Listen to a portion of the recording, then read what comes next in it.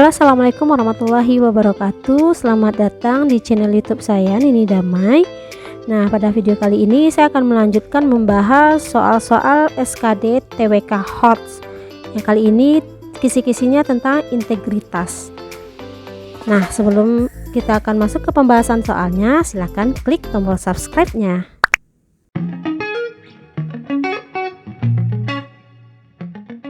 Baik, kita bahas soal yang pertama. Perlunya transparansi kinerja agar terhindar dari konflik kepentingan, dan cara terbaik untuk menghindari dari tindakan penyuapan merupakan kegiatan untuk membentuk. Nah, langsung kita lihat optionnya masing-masing. Yang A, sistem anti korupsi. Jelas ini adalah benar. B, budaya organisasi. Ini juga benar. C, pengelolaan sumber daya manusia. Ini juga benar. Kemudian D, pengelolaan anggaran juga benar. E, karakter pegawai instansi juga benar. Lalu yang mana jawaban yang benar? Jawaban yang benar adalah budaya organisasi. Karena apa? Kesemua option mencakup kegiatan pada option A, C, D, dan E itu tujuannya untuk membentuk budaya organisasi. Jadi jawabannya adalah B.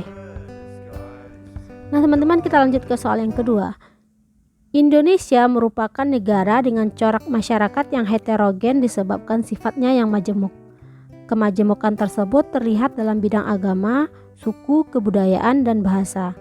Kemajemukan budaya Indonesia dapat menjadi pemicu perpecahan sehingga integrasi nasional terganggu. Upaya yang dapat dilakukan warga negara untuk menciptakan integrasi nasional yaitu upaya yang dilakukan untuk menciptakan integrasi nasional artinya untuk menghindari perpecahan. Yang manakah jawaban yang benar? Kita lihat yang A. Mengakui keunggulan salah satu suku bangsa di Indonesia. Udah jelas ini salah, karena ini sifatnya kesukuan, otomatis ini akan memicu terjadinya perpecahan. Yang B, mempelajari berbagai kebudayaan daerah lain. Mempelajari berbagai kebudayaan daerah lain bisa jadi ini adalah salah satu upaya yang dapat dilakukan. Oke, kita benarkan.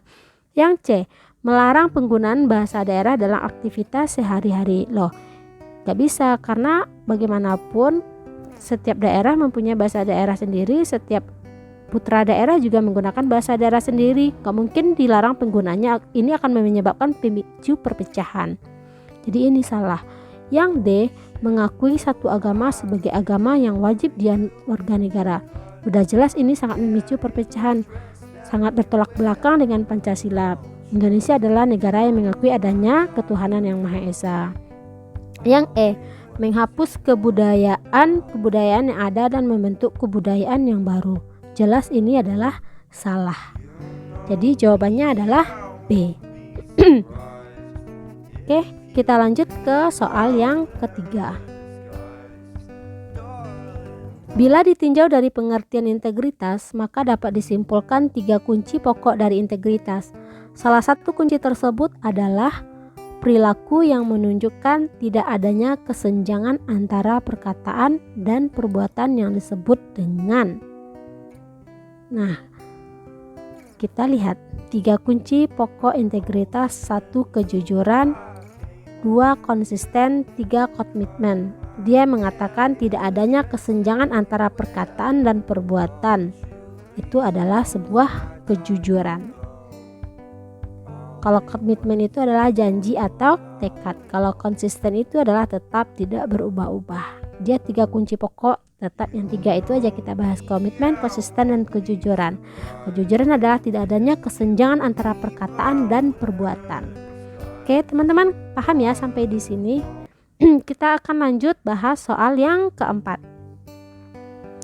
Tindakan yang dilakukan oleh kelompok kekerasan bersenjata di Papua sebagai bentuk upaya disintegrasi bangsa telah banyak mengacaukan ketenangan warga setempat. Bahkan beberapa kali menyerang warga sipil dan petugas keamanan hingga menyebabkan kematian. Mereka bahkan nekat menyerang orang yang tidak memiliki keinginan berjuang untuk mencapai kemerdekaan bagi Papua. Di bawah ini, yang paling tepat untuk menggambarkan tindakan yang dilakukan oleh kelompok kriminal bersenjata Papua tersebut adalah A. Perjuangan mendapatkan kemerdekaan sesuai dalam pembukaan Undang-Undang Dasar 45 alinea pertama. Ini adalah salah. Dia bukan perjuangan mendapatkan kemerdekaan itu namanya. Yang B, penyimpangan terhadap sila kedua Pancasila. Ini benar karena dia bunyi sila kedua Pancasila itu adalah kemanusiaan yang adil dan beradab. Kalau tentang kemanusiaan berarti juga membahas tentang hak-hak asasi manusia. Nah, di sini dia menjelaskan dia telah menyerang warga sipil bahkan sampai menyebabkan kematian. Ini telah menyerang hak-hak kemanusiaan. Jadi jawabannya adalah penyimpangan terhadap sila kedua Pancasila. Oke, kemanusiaan yang adil dan beradab tentang hak-hak asasi manusia. Oke, kita akan lanjut ke soal yang ke-5.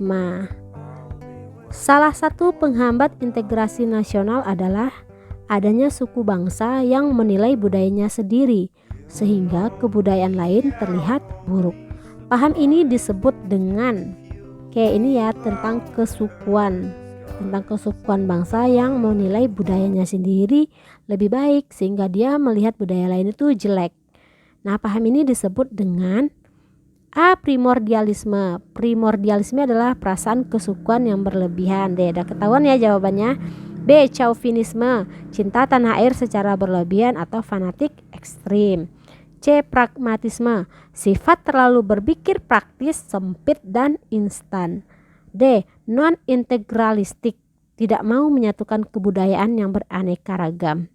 E. Etnosentrisme, penilaian terhadap kebudayaan lain atas standar budayanya sendiri.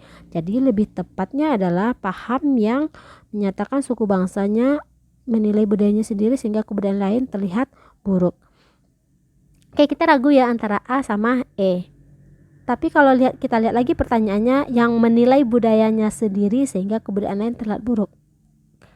Jadi jawabannya yang benar adalah E. Etnosentrisme, bukan yang A ya teman-teman. Jangan terkecoh antara A sama E. Kalau yang A itu adalah perasaan kesukuan yang berlebihan.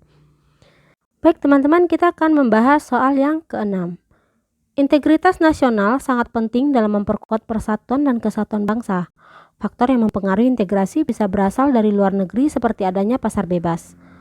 Akibat positif yang ditimbulkan adanya pasar bebas terhadap ketercapaian integrasi nasional yaitu, yang ditanya adalah akibat positifnya, hal yang positifnya dari pasar bebas supaya tetap tercapai integrasi nasional.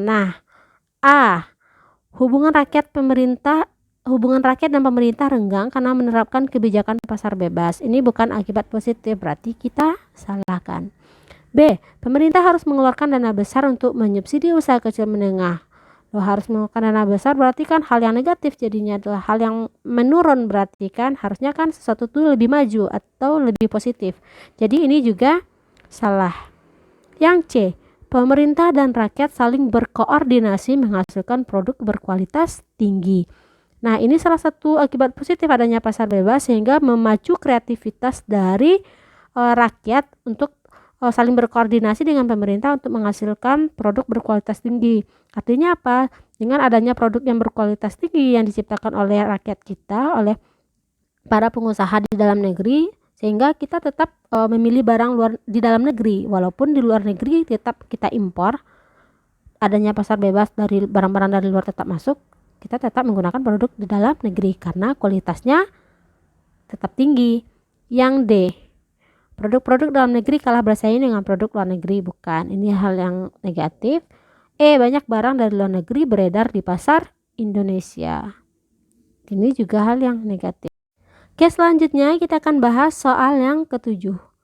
Berikut ini yang bukan sebagai komponen untuk membantu sumber daya manusia dalam institusi agar memiliki integritas tinggi adalah, pertanyaannya adalah yang bukan memiliki integritas tinggi, bukan komponen untuk membantu sumber daya manusia dalam institusi agar memiliki integritas tinggi. Jawabannya adalah promosi, itu iya, mutasi iya, rekrutmen iya, seminar bukan, prestasi kerja iya. Kenapa? Seminar itu lebih ke peningkatan kinerja, bukan untuk integritas. Jadi jawabannya adalah D, seminar.